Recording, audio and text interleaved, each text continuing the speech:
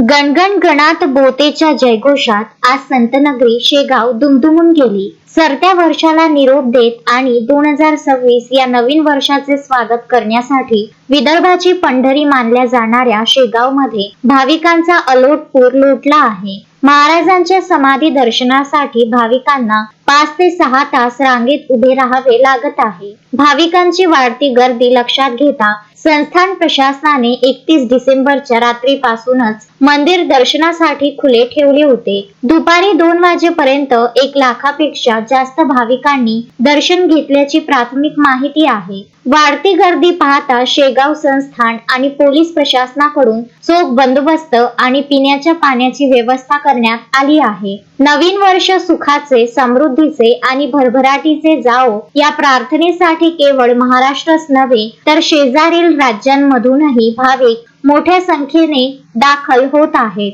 आजही संध्याकाळपर्यंत ही गर्दी कायम राहण्याची शक्यता आहे.